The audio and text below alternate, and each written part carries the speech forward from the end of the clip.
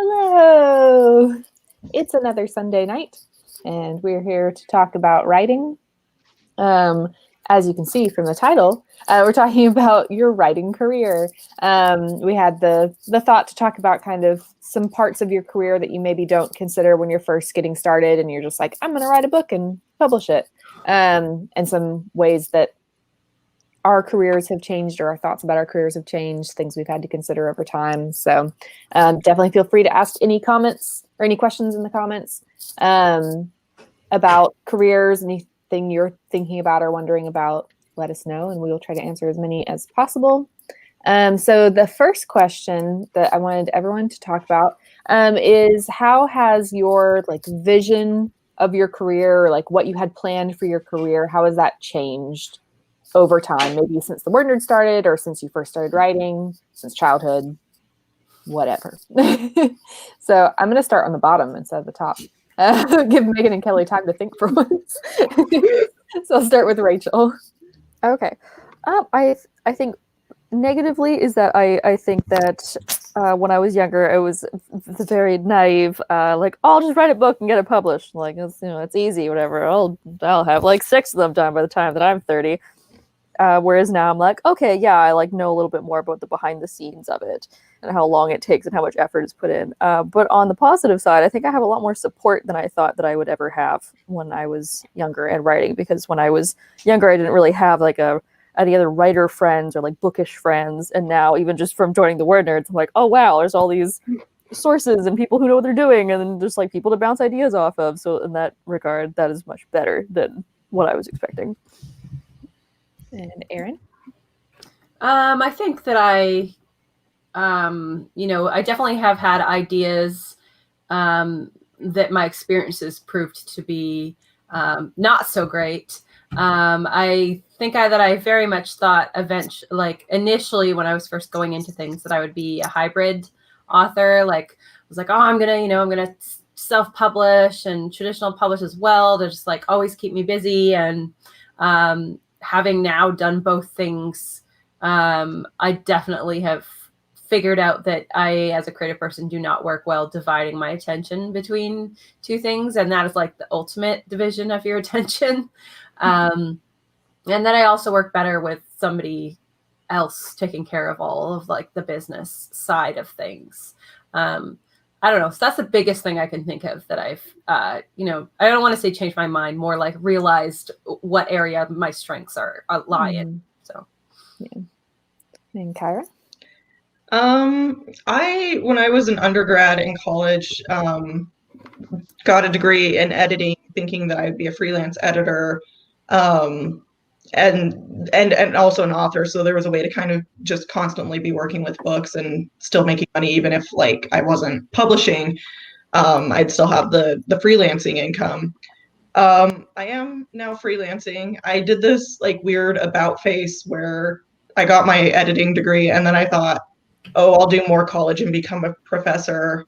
And then I hated that, so I stopped doing that. But I do, I circled back around and I do freelance edit. So. And Megan? I think the biggest thing that has changed for me in the,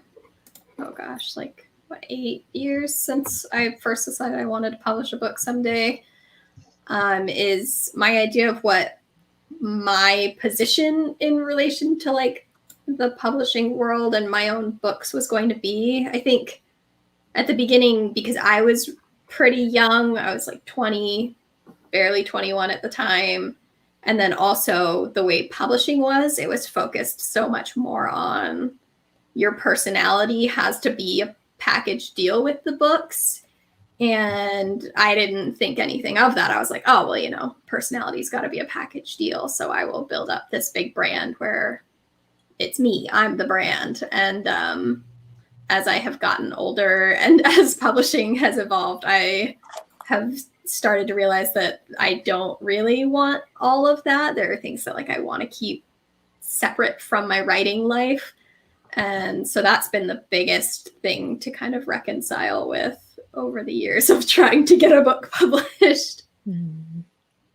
Kelly?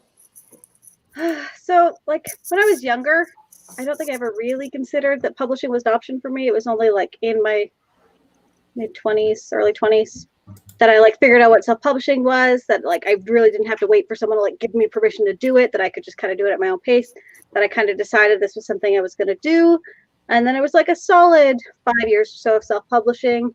And now we're at like just kind of a giant question mark is where we're at. So see how it goes. Yeah, some things like haven't changed. Like I still know that I want to traditionally publish and like maybe hybrid, but traditional publishing has always been more my focus. Definitely one of the big changes that I think just happens for everybody is like, it's not as fast as you think it's going to be. Like if you had asked me 7 years ago when we started this channel, I would have thought I'd have a book, like done and published by now. So like speed is definitely different. But a big thing for me was that back like when we started the channel, which I had kind of just started getting back into writing at that point, I definitely thought like, oh, like once I start like publishing books, like my goal is to be a full-time author and just do this. And that's not so much my goal now, because I have a career and I really enjoy it. And I like being able to like go to work and have coworkers and have like interaction with people and do other things other than just a creative job, because that can be really draining to do full time. So for me, I think if I was like a mega best-selling author, I'd probably go full time just because it would take so much time and I'd be making so much money. But other than that, I don't think I show would up at your day job and all of that.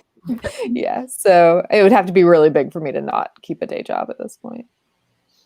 Yeah, I think that's all like really interesting things because like, for different people, that's not going to be the case, just kind of like looking at how you work best. Yeah. And it's going to be a different answer for everyone. For sure. Yeah. So Erin kind of brought up traditional and self-publishing. Just kind of in general, how do you see your career with the different avenues of publishing, and how did you kind of decide what you wanted to do? I know that's a question we always get from people who are kind of early on in writing. They want to know how to decide what to do.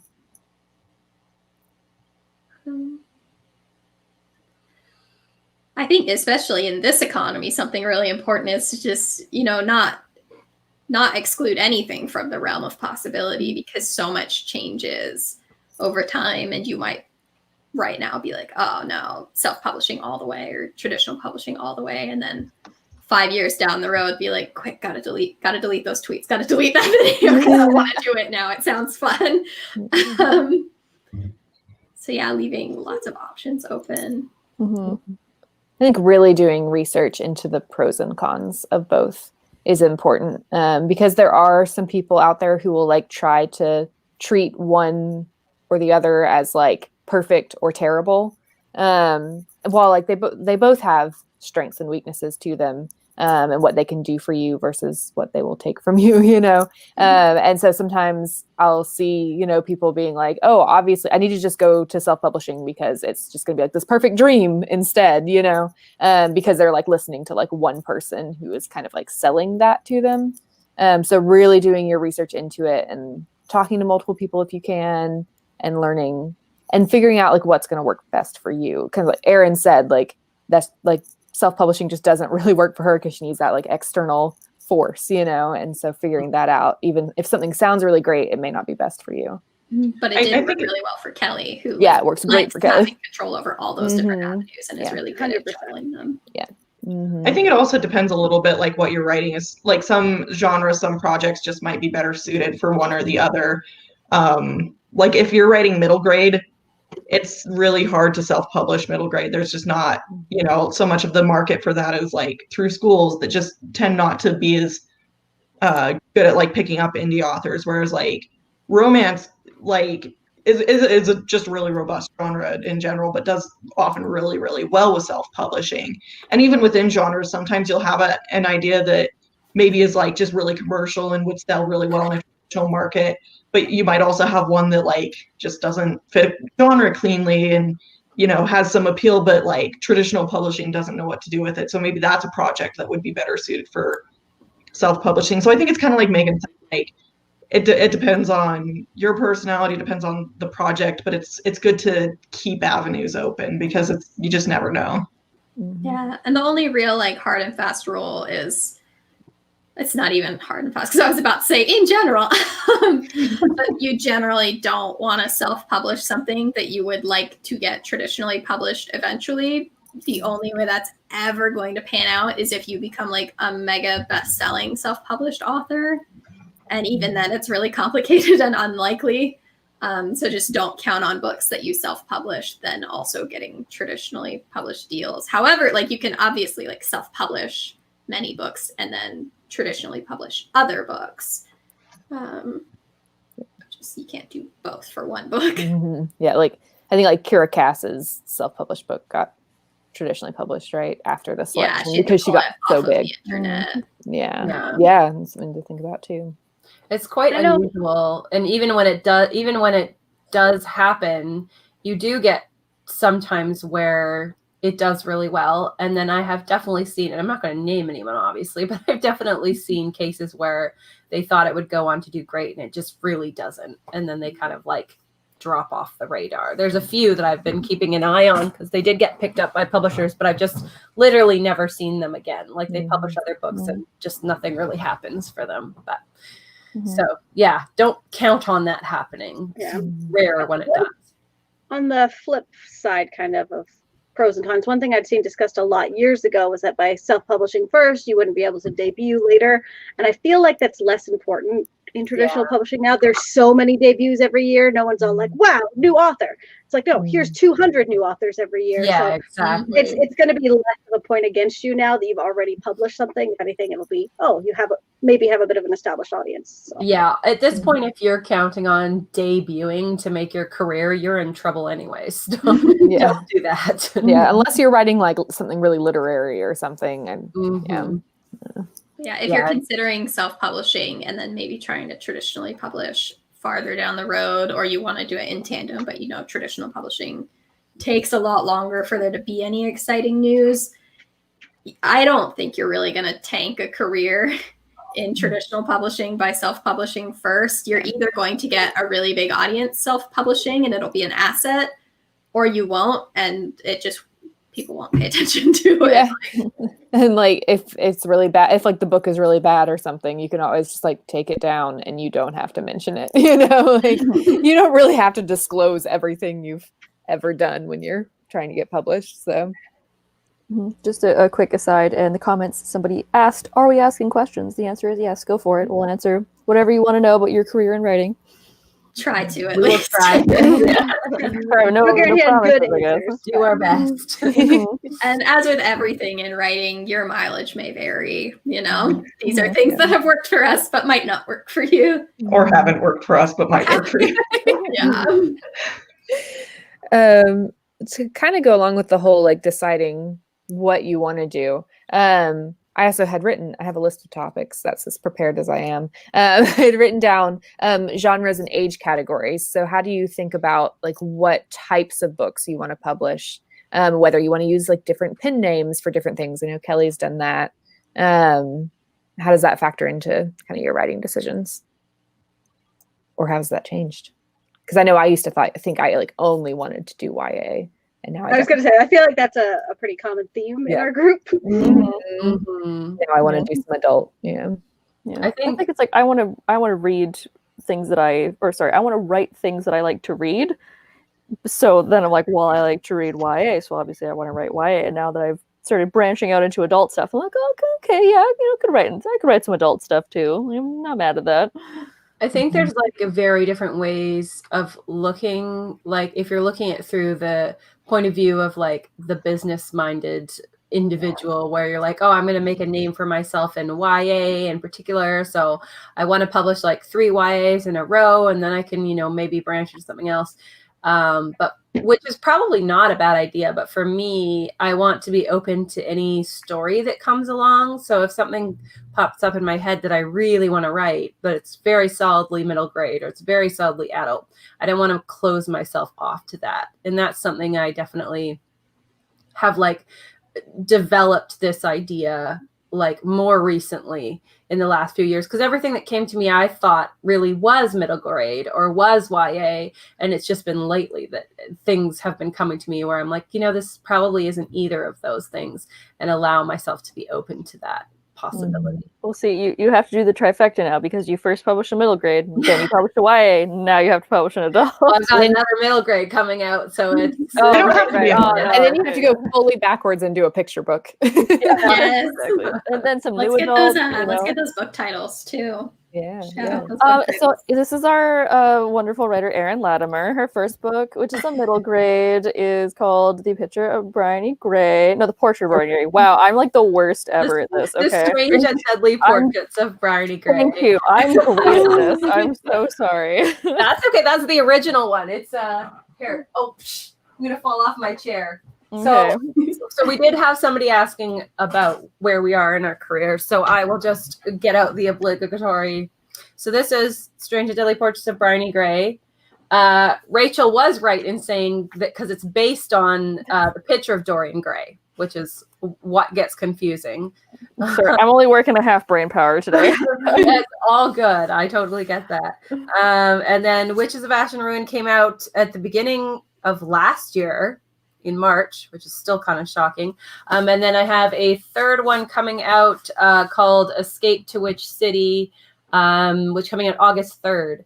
And I actually, all the word nerds know this, but I didn't tell you guys this. I had like a big, moment where I wanted the floor to suck me in because I said the name of my book wrong on the Netflix call yesterday. No. I legitimately was like, Journey to Witch City. No, wait. Escape to Witch City. And then I was like, okay, can the floor just swallow me up, please?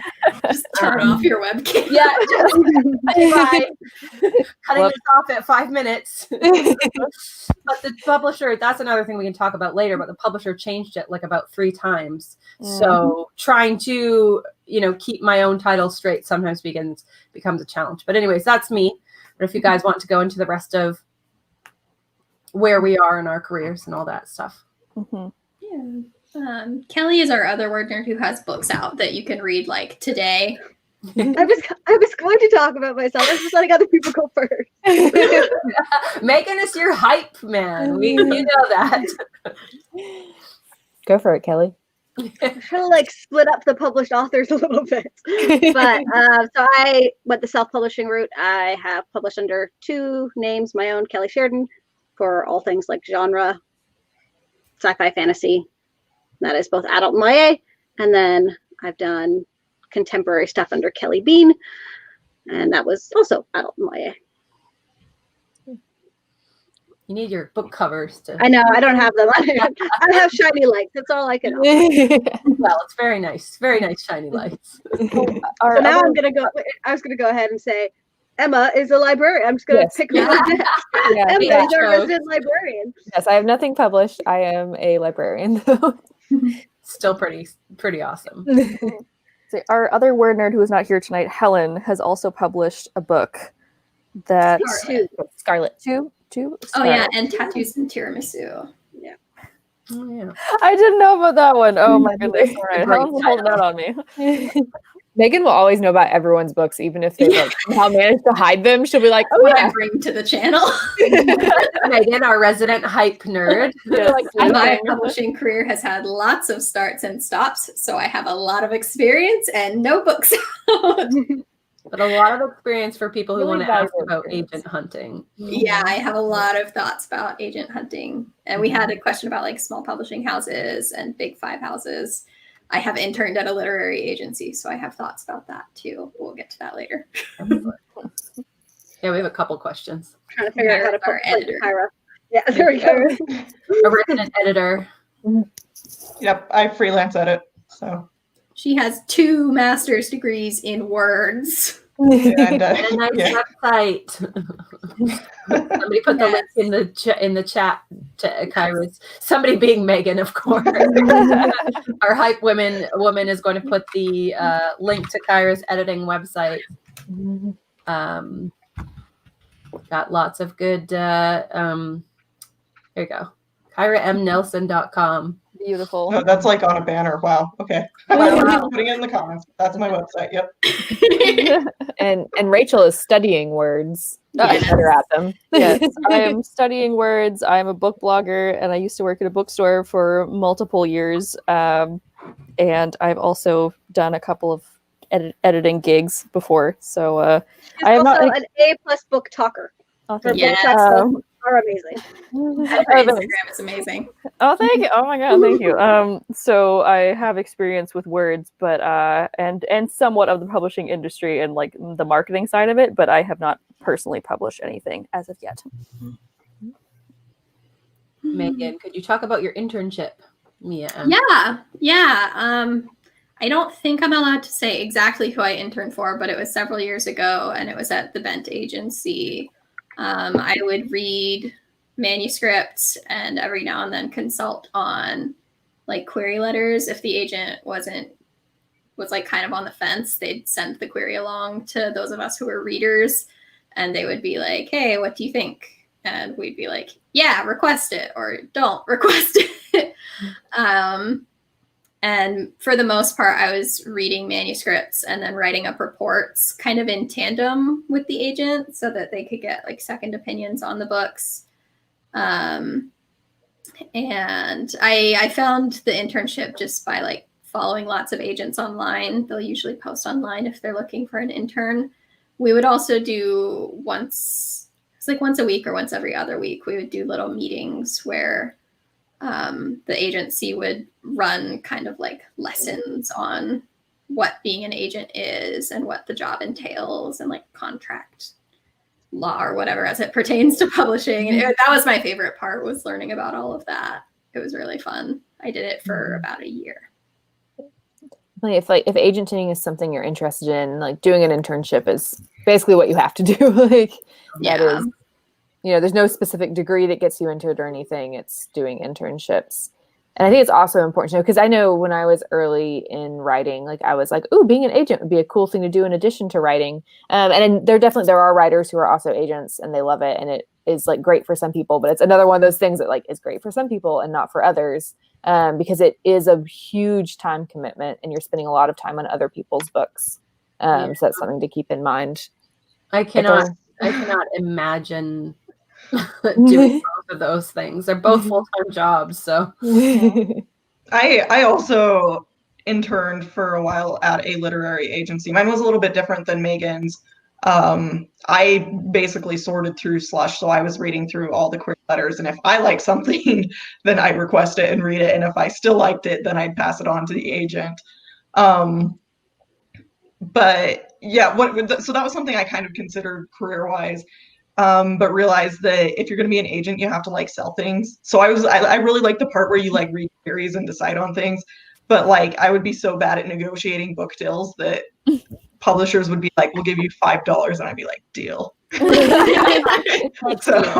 and I would be like, "Okay, pitch this book to me." But like, "Well, it's about this girl and she's this thing, and it's magic. It's really good." And they'd be like, "I don't know." All right. The aesthetic is off the charts. Yeah, exactly. I also know a lot of agents have to have second jobs. Yeah. So that's something to keep in mind too. Yeah. I would guess a very large percentage of agents who are not like the really big name ones are working jobs, even if they aren't telling you that they're working other jobs. Yeah. So I'm just going to start kind of at the beginning of questions, because we have a lot of questions. Aurea said, "I'm really struggling with comp titles lately. Do you guys have any trick to finding stuff you can compare your works to?" And yeah, being able to comp and pitch is important, kind of no matter what industry you're in. So. Start now, even if you don't have a book that you're wanting to pitch. Don't limit yourself to one type of media. You can definitely comp to TV shows, books, movies. So most authors think they just have to comp to things within their genre, but definitely you don't have to stick to that. I also think a lot of people's pitfall with comp titles is that they think they have to find something that is like exactly like their book. Because sometimes I'll see people say you'll be like, "Oh, that sounds like kind of like it could be comp to this," and I'll see someone be like, well, no, it's different from that book. And like, that's the point of a comp title is like, you don't want it to be exactly the same. But like, if it has like a similar vibe or like a similar type of world, like you can comp like an aspect of your book to an aspect of another book. It doesn't have to all be the same. Yeah, it's Megan and I, because we write books together. Yes. If you're new here, and we never shut up about them. That's when we've been talking about how we want to pitch our book. It's been like, well, the world building of this book, but like the kind of mood and charisma of this book that's in like a totally different genre. So. Yeah, I want to pitch it as if you're watching Gilmore Girls and Vikings at the same time. What? I don't think that's gonna fly. I'm intrigued. Well, we got Rachel, so. Yeah, right. It's Perfect. very easy to sell things to, though. Like super easy. I was just gonna say you can be fairly like vague too, almost. You don't need to paint a perfect picture of what your story's about. You just need to give the agent or editor like a vague feeling of like, oh, it would be spooky, or you know, I always love that comp that was like, oh, it's Mary Poppins meets Terminator, and you're like, oh, okay, I have no idea what the whole even the plot is about. I'm just thinking like maybe a robotic butt kicking nanny. That sounds amazing. You know, it's like that's very vague, but it gives you an idea of these two weird things mashed together and what that could be, like a number of different things. So it doesn't have to be specific. Yeah, I also recommend using Goodreads. Goodreads has users have the ability to make shelves of books. And if you know like the vibes you're going for, like if you write spooky gay books, you can probably do like spooky gay Goodreads list and come up with a list of the Goodreads books that might fall into what you're looking for. Or if you know one book title, say you know that you want to comp Cemetery Boys, but you need another book or two. You can look for lists that include that book on them and search through them.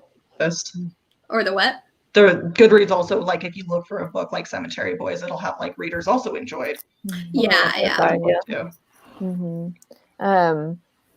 Like I would approach it as not so much like this is a really, really similar book to mine, but like people who enjoyed this book would also enjoy my book, you know? So like think of it that way as well. Something else I would be careful of is make sure that, well, while I did say it doesn't have to be exactly the same, like make sure that you are kind of fulfilling the promise of the comp too. Like you can't just be like this, you know, like Mary Poppins meets Terminator is a really cool comp, but like if your book really falls flat from that, that can even if it's like a decent book or a good book, if people are like, oh, this sounds really cool, Mary Poppins meets Terminator, and then they read it and they're like, this is not that at all, then that hurts kind of people recommending your book and things like that. Yeah. So. Like you might have to be careful about comping things that are like Terminator or Mary Poppins or like Game of Thrones or something like that, because it's so popular that like, yeah, you might have to be like just a little careful about like how hyped up something is if your story just has like inklings of it. Yeah, you also have to think about like, if I think about Terminator, I think about scary robots. You know what I mean? You have to think about what somebody thinks about when you throw that title at them. So if I'm going for like, oh, I want like a secret rebellion plot, Terminator's probably not the best thing, because that's not the first thing you think of when you think of Terminator. So you have to realize exactly what people are going to sort of immediately think of when you pick a title. So let's see what else we have. Okay, so any pros and cons about small publishing houses versus trying to get a contract at a big 5 house in regards to adult romance? I can't help with adult I feel like this is like a conversation with your agent kind of thing. That they're going to know your book and kind of. I mean, a lot of small houses you don't need an agent to submit to, which is kind of nice. Here's what, and I don't know like a ton about adult romance, but it is literally the top selling genre of book. Like there are more adult romance books sold than like anything else. So the good news with that is like it's in a lot of ways the most flexible. Like it does really well traditionally published, it does really well self-published. I think it's one of the better genres to be in, like for small press. So I can't speak a ton to the differences, but specifically with romance, like that's kind of a nice genre to be writing in that like it's so robust that there are just so many of them being published every year. You have a lot of different opportunities and different avenues for getting published that can all be really good. Yeah, I was gonna say if I was gonna do a small publishing house or self-publishing in like any genre, it would probably be romance because I feel like you have the best chances with that one. I think the pros and cons are kind of similar across genres. Yeah. You know, small presses are probably going to be offering smaller advances than Big Five. That's not to say Big Five are offering big advances, but probably a little smaller, but they might give you, you know, more attention, more marketing because they have a smaller clientele. You don't necessarily need an agent to sub to a small press, but if you do have an agent, they can sub to small presses. If you sub to a small press and get a book deal with them, you can then use that while you're querying agents if you want someone to help make sure no one's taking advantage of you. I was gonna say, if you're going to do a small press and if you really don't want to do an agent for some reason, at the very least find like a contracts lawyer, someone who specializes in contracts, and have them look at the contract. Like, do not ever sign a contract without having somebody else look at it, basically. And a lawyer Read the fine print. A lawyer who specializes in literary contract language because it's very different. Yeah, because I think it's very easy to be like, oh, book people are nice and they just want to publish my book and think everything's in good faith, but like it's a contract and it's legally binding. You should definitely have someone look at it. I mean, of course we can say like, oh, publishing is so like nice and oh yeah, I want to see your book succeed, but it's like they want to see your book succeed because they want to make money off of it. So you always have to keep in mind that like it is a business. And there are bad agents out there, like literal literary agents, but also just people in all parts of the industry. Not only that, but there are things that an agent will make sure are struck off your contract that they know that you don't want on there, that publishers will just like as a matter of course try to not sneak in, but it's in there, right? It's in their best interest to have it. And if you don't know that you're allowed to and in fact expected to challenge those things, right? And if you have an agent that does know, or a literary lawyer, then you're fine. But if you're doing it yourself, you can really get screwed over. This was related. We had a question from Tiara who said contract law is so important. Any resources for this? Definitely 100% top recommendation is having like agents or a lawyer to look over contracts for you. One of the books they recommended when I was interning at the literary agency that I learned so much from is Negotiating a Book Contract by Mark L. Levine. I'm not a lawyer by any means. I'm not going to be in a position to be, you know, majorly negotiating anything. But from reading this book, I felt like, okay, now I could look at a contract and know what each of the things are saying and like understand it, which I think is really important regardless of if you're agenting, small press, Big Five. I think it's important to be able to know what you're looking at and not 100% expect your lawyer or agent to catch everything. I think it's good to be as knowledgeable as possible. So again, that's Negotiating a Book Contract by Mark L. Levine. Especially with something like a small press, because the really small ones that don't have their own legal department, like I've seen some of the contracts that friends have signed and I've just been like, these are weird. They're weird conditions. Don't sign that, you know, stuff like that. So yeah, either get a book, get a lawyer, get a literary agent, and don't sign anything that you're not sure about. I know there is like an authors guild. I'm not a member. I don't know a ton about them, but I do know they offer like legal help to their members and things. That's something you could also maybe look into. If like doing a career without an agent long-term is kind of your plan, that might be helpful. And then Erin might be able to answer this a little bit. Frida said, I'm currently writing a serial and plan on posting it online. What types of things should I consider now? Well, I mean, it heavily depends where you're posting it. Like if it's Wattpad or Fiction Press or whatever the other places are to do this. I would just remember that you should edit as much as you can, edit and polish as much as you can before you post each section. just because, you know, people talk about the internet being forever. You don't necessarily want to make a bad impression if you do have something up there. I mean, a little hypocritical of me because I've got stuff up there that it's horrifying. But if I gave myself my past self advice, it'd be like, don't just throw stuff up there. Make sure it's relatively the best you can do, type of thing. Other than that, yeah, just make sure wherever you're posting it, people can't copy and paste it and take it, essentially. Like Wattpad's pretty good for that. People cannot just copy and paste your work. And also know, even though you aren't like publishing it, through Amazon or through a publisher or anything, when you write something, it immediately is copyrighted to you. So like you do have the legal right to your work, no matter how you're putting it out there. So if something does happen, don't be like, well, I just put it out there for free on my website. There's nothing I can do about it. Your work does legally belong to you. I will say that that is true.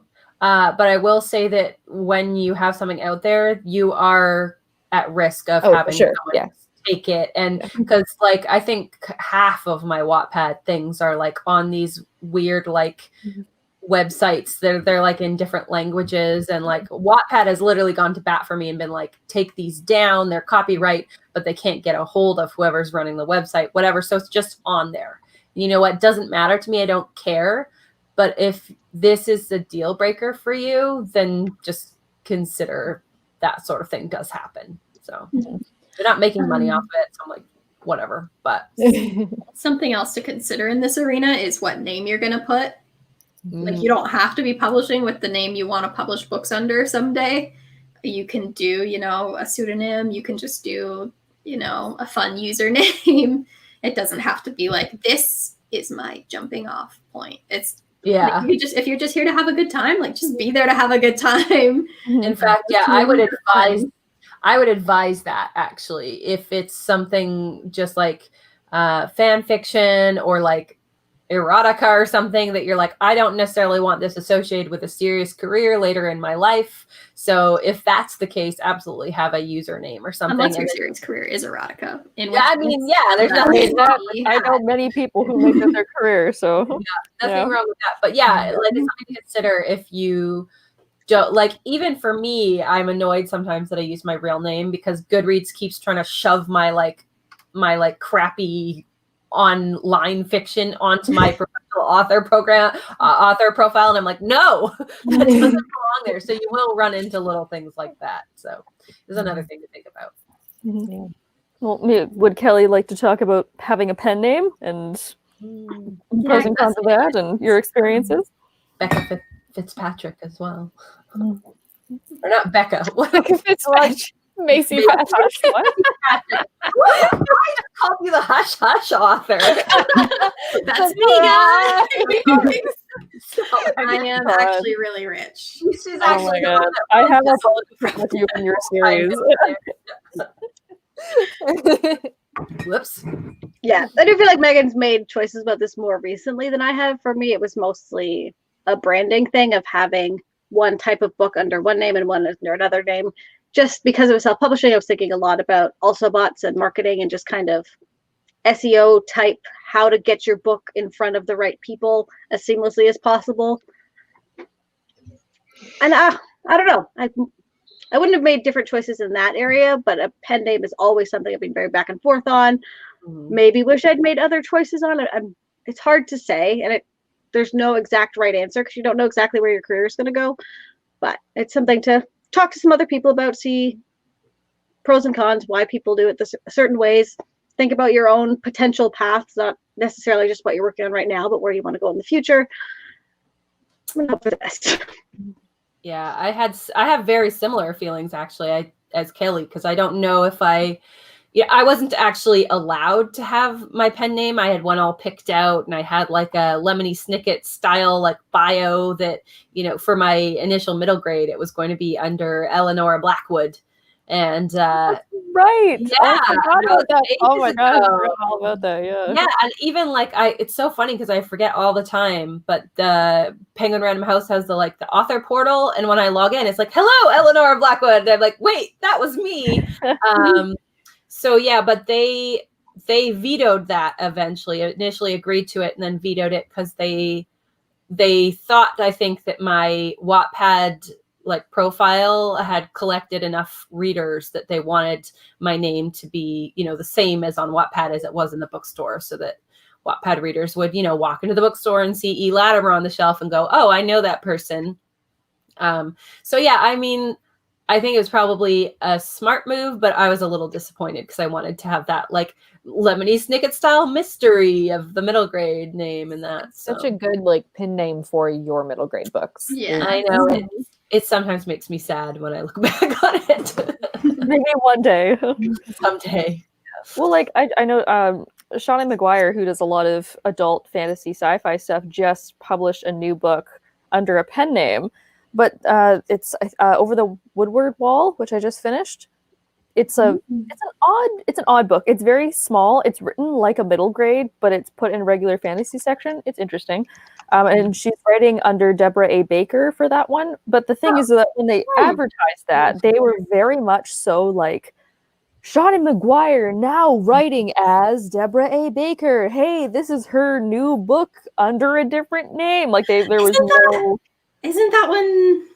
I could be totally making this up, but I want to say that Deborah A. Baker is an author in the Shawnee McGuire world, like in the world of other books. Oh, I think. I don't remember reading know. about this because I read Middle Game. That's what it was. I read Middle Game, and I'm like 95% positive that the Deborah A. Baker books played really heavily in Middle Game. And then Shona would.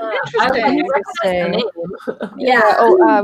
And the comments, Kayla also just said that Shawnee McGuire also publishes as Mira Grant for adult horror, which I forgot about. So, like, yeah, she has all these names, and Nora Roberts does it too. JD Robb. Yeah. Yeah, because I mean, there are people who use pen names because they want to hide who they are for some reason, or because, you know, like you write like children's books and you write erotica and like you don't really like want crossover there. But also, you know, there are times where you just use a pen name to like delineate that it's something different and you don't mind that people know that they're both you, but it's so that your readers just know. Like with Nora Roberts, like her readers know if they pick up a Nora Roberts book versus a J.D. Robb book, like what they're getting. Right. Yeah, the style is different. And, well, like also I'm thinking of like V.E. Schwab or even like J.K. Rowling or people like that who have that initial, because it's a fantasy sci-fi is traditionally like a more male-dominated field. So if you go by initials, people are less likely to like discriminate against your books. Yeah, that's what I was thinking. Technically, Erin does have a pen name. Your name is not E. Wait, it's not? I get called E in a lot of email correspondence, and I'm like, should I respond to that too? That's fine. Weird.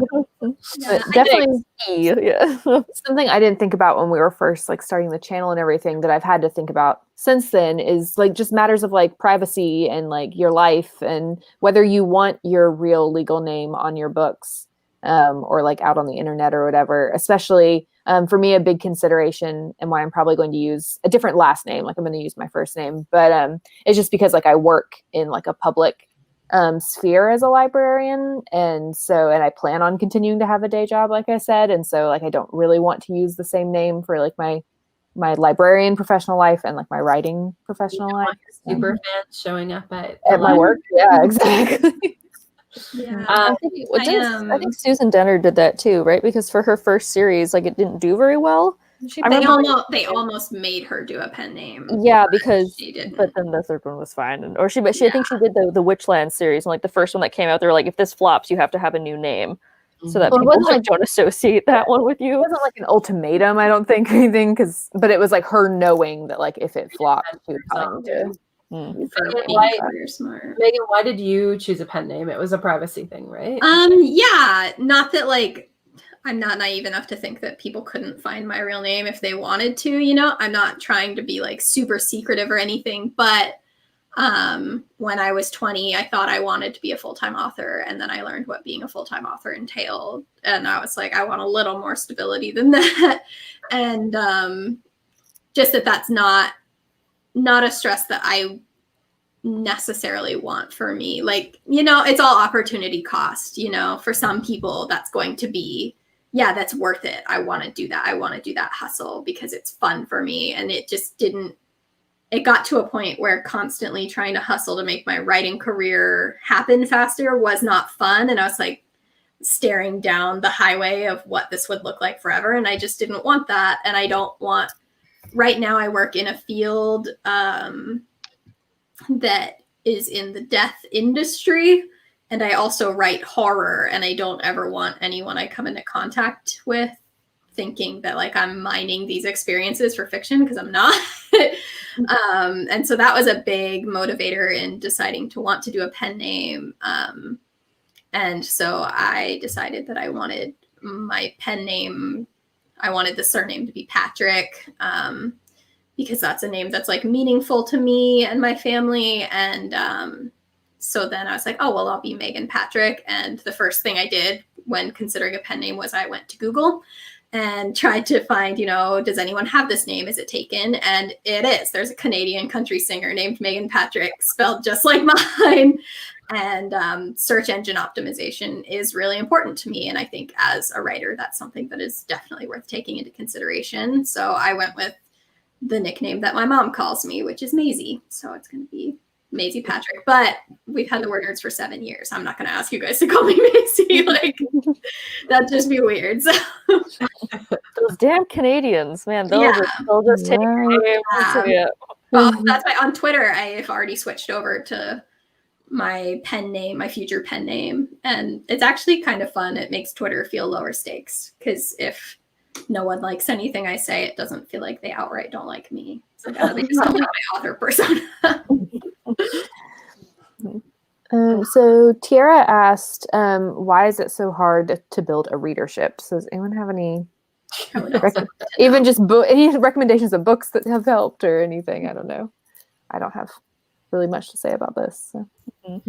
I mean, like the reason it's hard is because you've got, you know, the market saturation. There's so many books coming out, and you've got traditionally published books coming out, and then you've got self-published books and everything in between. And I mean, that's why it's hard. But, you know, as to what to do about that, if I knew, I would be much richer, I guess.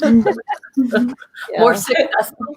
Like, it's really like about luck and money. Like, truly, it's yeah. How much can you? I think the part of it that is in your control is just consistency. The more consistently you're putting stuff out, the more consistently you'll have opportunities to find readers.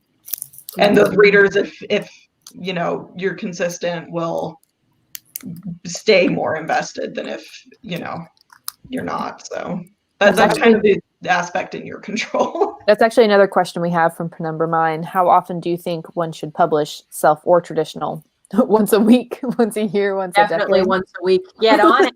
Get those books out every day, every morning. Like rapid release publishing. Yeah, in self-publishing, a lot of people, you don't write them that quickly, but you hold them back so you can publish them that quickly, and then you get kind of momentum going, because in that first 30 days when you publish, Amazon can promote you on like a new books list kind of thing, so you can get multiple of your books on that list, all of that. So it's an option, but there is no right answer. Consistency is still the answer. Of whatever you do, try to do it as consistently as you can, so readers know what they can expect from you and to keep coming back regularly. It's the same with like YouTube or pretty much anything where you're putting yourself out there, of like letting people know when they can expect you, what they can expect from you, goes a long way. For traditional publishing, that's not really up to you. It's great if you can release 2 books a year. That's usually right now my schedule is super duper random. You know, I have a book coming out and this year, I had a book coming out last year. The year before that, I didn't have anything coming out. You know, it really depends on what you sell, when you sell it. And, you know, this book, Escape to Witch City, got pushed back and delayed a little bit because, you know, I had a baby and then a plague and then a million other things were going on. So it really depends on the publisher's schedule and where they slot you in. But I think it's pretty normal to do a book per year up, although you do, of course, have the prolific authors that do 2 or 3 books a year. Depends. And you on also have authors who can't do a book a year because they just are slower writers, And you will get pushback on that, like from publishers often, and definitely from, even if you're publishing a book a year, you're going to have readers, especially if you're writing a series, who are like, why isn't there another book out immediately, Mhm. You'll have readers trying to lecture Nora Roberts. Was it Nora Roberts? Yes. She's Like, I've already explained this to you. Deborah. Amazing. It's the reason I can't look at like Patrick Rothfuss's Twitter or Facebook or anywhere. His fans are so annoying. Like, when's the new book coming out? I'm like, oh, do you think that now you've asked this for the 50th time today he's going to answer you? God. I will admit I am absolutely one of those people. Like, come on, man, when's the Stone Door coming out? Like, it's been He's not posting on everything he posts. Like, how dare you have a social life or hang out with your son? Like, right. God, that's obnoxious. I will say, I think young adult is the one where you get the hardest push to have one a year. I think in the adult age category, I'm not sure, romance might be different because that's a lot more books a year. But in like adult genre fiction, I think you have a little more wiggle room. It's not quite as much pressure to do one a year, but yeah, well, you look at, romance authors who've got, 2 or 3 books coming out of a year, and maybe they're under pen name and then a few under their real name. And then you have the other extreme literary authors who, it's not surprising for them to have like 5 years between a new book, like Erin Morgenstern. Yeah, how long was her books? The Night Circus, and then The Night Circus and the Starless Sea. I want to say like 5, 6 years, 7 years, like a long time. Yeah, like to the point of like, are you ever going to more wiggle room? That didn't surprise me at all. Yeah, even when they aren't a series, like, are you ever going? If it's a series, people are definitely going to. Oh yeah. But if books aren't connected in a series, you also can have a little more wiggle room too. Yeah, I think it's quite normal in the more literary circles to have long stretches of time between books. Well, it's like you also don't know how many, let's say, someone writes 10 books before they get their big break. And then once that book sells really well and the agent's like, hey, do you have anything else? And you're like, oh, I have these 10 other ones. Like I can clean one up really fast. And then you can rapid release stuff when, it's not necessarily like you took the time to write all of them. You already have them kind of ready. And you can put those out a lot faster than just like starting from scratch all over again. Mm-hmm. That's one of the things that I really liked. I listened to Julie C. Dow on the Write or Die podcast a while ago, and all of the people who go on that podcast have had relatively long roads to publishing. And Julie was talking about, like, I've had an extremely long road. It took her several years and a lot of books before her first one was out in bookstores. And she talked about how I've had a really steady, like I've had books consistently prepared to come out because she has this backlist basically of just years worth of ideas that have been drafted. That's so funny because I do too, but I look back on them, I'm like, nope, not seeing the light of day. Like, I don't understand. Maybe she had consistently good manuscripts until the one, but yeah, mine would not. They're in a cover. If you look at Which City and like how far it's come from that first draft, I'm sure you could turn those previous manuscripts. But I think you could write something new just as quickly as you could edit something. Yeah, because you wrote Which City and then trunked it for a little bit, and then wrote Emmeline, and then not Emmeline, wrote Bryony, and sold Bryony and sold Which City with it. Yeah, I often, for some reason, I don't know why I keep forgetting that Which City's been an 8-year process. Yes. Forgot about that. We had one other thing that I wanted to bring up. Jennifer Daniels mentioned I Googled myself once and found several others with my name, including someone in my field, in my state. I guess the only way I'd stand out is with a pen name. Something to consider is if you do have a common name, it's not necessarily a problem. For me, the problem with Megan Patrick was that there was someone famous with that name. Like there are people named Maisie Patrick, but there's no one who is already building an online following that I've found with that name. Yeah. So I like grabbed that corner of the internet and am building it up now. Yeah. But in the beginning of my career, there were definitely a couple other people with my name, and now I am the most famous person with my name. So it's fun. Yay. I found out once that there is another, Google my name. There's another redhead with my full name spelled the same way, who is an author who has published multiple, I think, thriller novels, who lives in England. So I'm like, you took me. Like, I can't do it. To death now. There can only be one. Yeah, well, because I found this out because I got tagged in a couple of pictures of her book, because people see that I have a username that is like, and also Instagram, YouTube, Twitter, whatever, that's very book related. So I think they think that I'm her.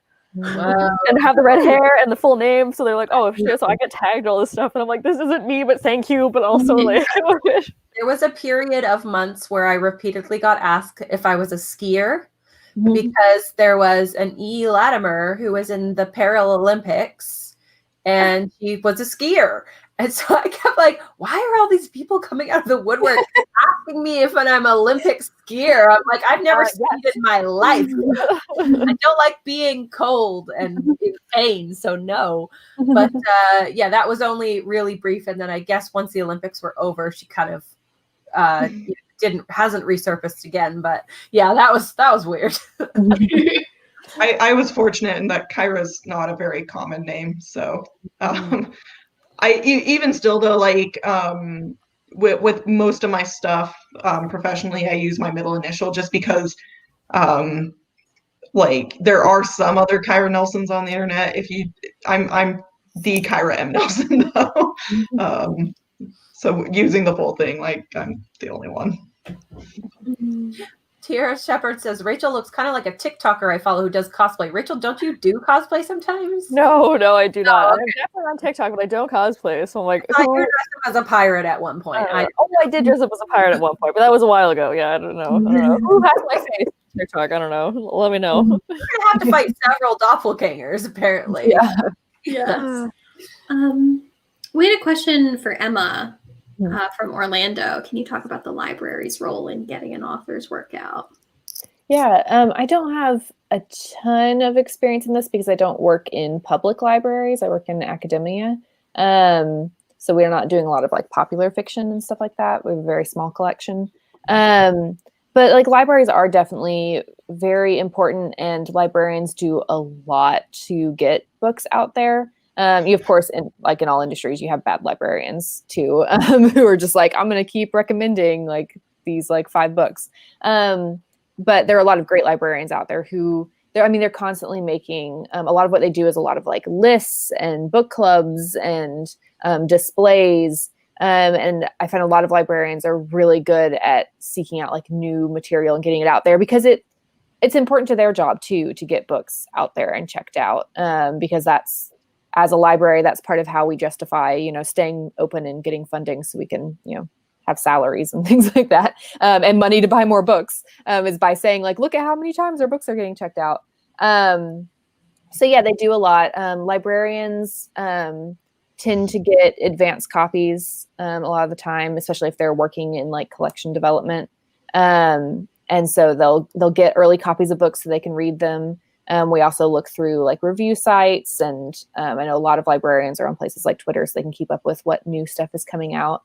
And I definitely say if you publish a book, like talk to your local library and let them know, because a lot of libraries want to know like what local authors are putting out.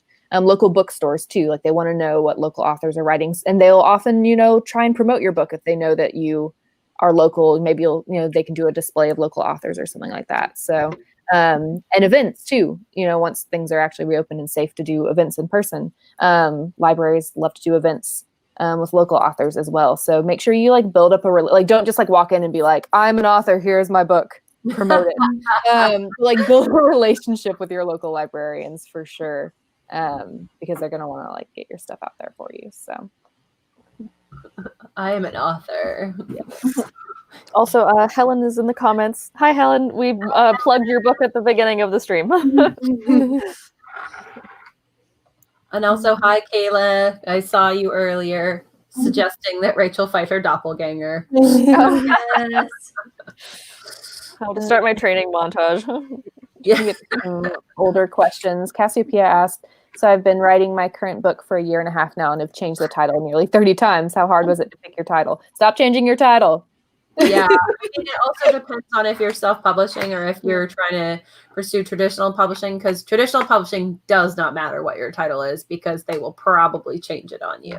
The I was second I had a going phone to call point with that to Aaron not that long ago when we were debating back and forth several times about your current manuscript. I'm like, does this even matter? But I didn't say it out loud. It doesn't matter. But when I get into an obsessive cycle, Yeah, I'm thinking of right now that I follow Sabatahir online, who does the Ember in the Ashes series, and she actually just posted something on Instagram that was this really long, interesting post on how she chose the title for Sky Beyond the Storm, which is the 4th and final book of the series. And I also don't know how much sway she had in that because she is quite a famous author. So if you're less influential, maybe you're not going to have as much influence on it, because I know that like the publishing house will likely pick your title.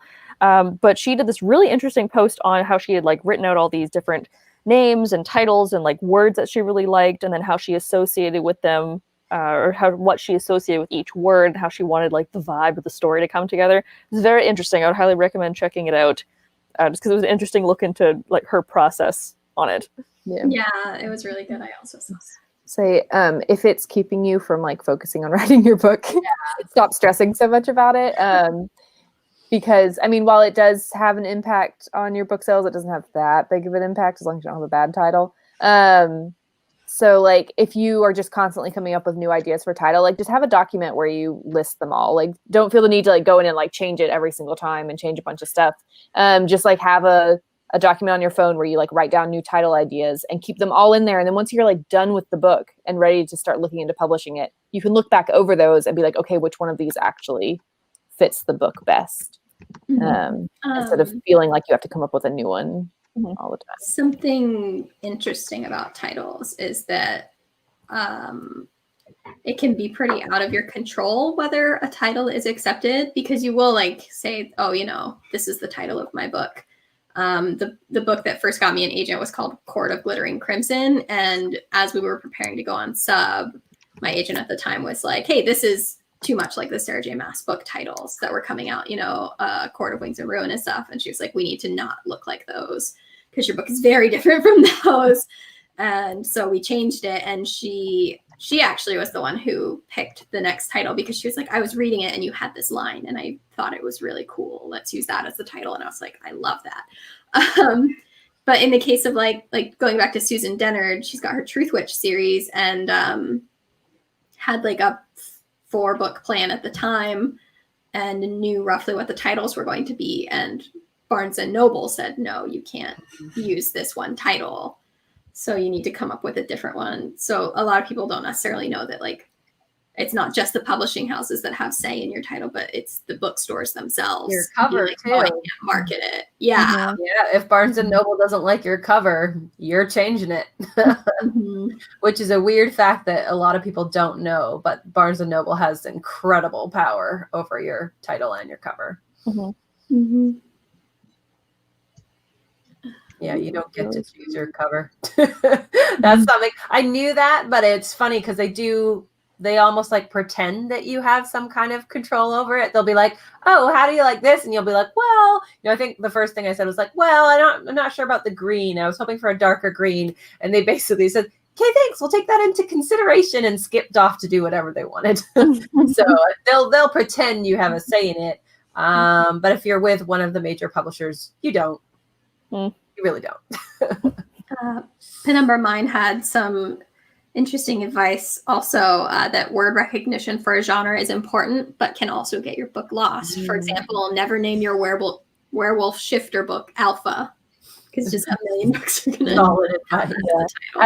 As a librarian, I'll say it's really annoying when people have really generic titles Mhm. or something that's like a one-word title that's like pretty generic, and like also you have like a last name that's kind of common. And Yeah. it's so hard to find your book in the Especially catalog. for, like, as a reader, I've done this lots of times where I'm like trying to remember a book name, and I do remember it, but I don't remember the author. And if I even type it into the chat, the chapters, Indigo Books has these computers you can type it in. But if I type in, like Plague or like, I don't know, Dark Love, like 62 books Queen come of up. something, like Yeah, Queen of something and something. You get so many books coming up, and if I can't remember who the author is, it's like, yeah. I think it's Michael Grant who has the series where like the first book is like gone. Like they're Oh, all yeah. like these like single words. Yeah. Well, he's famous enough that, like, if you search up a word, you're gonna find him. But yeah, Yep. I think we made it through all the questions. There were a lot. If we missed your question, definitely feel free to re-ask it. Did you have anything else on your post-it note? Let's see. We talked about pen names. We talked a little bit about day jobs. I don't know if anyone else wants to talk about that and like day jobs versus being a full-time writer. That's often not in your control. If you need money to pay the bills, you may need a day job. I think that's a good thing to talk about, especially because I feel like a lot of authors, when you get to the point where you're at like a speech they're giving or a book signing or something, and somebody asks that question that everybody always asks, like, how did you get to be a full-time author? And a lot of the time you see the author being like, oh, lots of hard work and perseverance, and like, I have no doubt that was it. But also, like, if I stood up there and didn't mention something about the fact that I'm incredibly privileged to be married to someone who makes enough money for me to stay home, I feel like that's misleading people. You know what I mean? Like, I did not make it. I did not haul myself up by my bootstraps and like, tirelessly work my way to a place where I could write full time. Like there was sweat and tears and blood, but there was also, a husband who works full time and makes enough money so that I can write full time. Right? So that's a huge part of it. And I think that authors need to be responsible for letting people know when they have these privileges, so that you don't get that person who is working full time and struggling to get published and being like, well, what am I doing wrong? Why am I not good enough? So yeah, I'd love to hear from the people that the word nerds that do both of those things. I mean, definitely know that if you do want to have like some sort of full-time career, like it does cut into your writing time.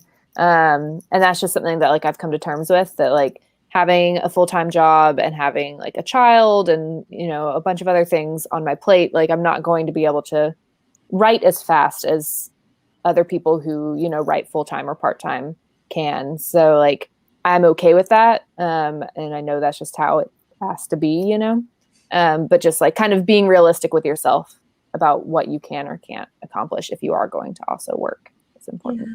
I know for me, like I was unemployed for a period of time and decided to just take a break for a period of that time. And I was like, I'm just going to write full time. And this was many years ago. And I work much better with structured environments, I learned, to the point where I don't write significantly less when I'm working full time versus like writing for a significant chunk of time, because my brain really, really likes the structure of we do this for this many hours and then we do this for this many hours. And it does take like, it's not like it's easy or anything. There's still prioritization that has to happen and things that get missed out on because you have to go upstairs and write or whatever for that time. But for me personally, my brain really liked the structure of having my hours set and being like, you have this many hours to write, so get it done. I think it's also just useful to remember too that the majority of publishing paths are not linear. I've met far more authors who have like this weird meandering like road to how they ended up where they are, and not just authors, but like agents, publishers, like anywhere in the industry. It kind of seems like you're more likely to find people who had like these weird detours. And I took a class as an undergraduate where every week they just have different publishing professionals come in and talk to the class, and that's actually where Megan and I met.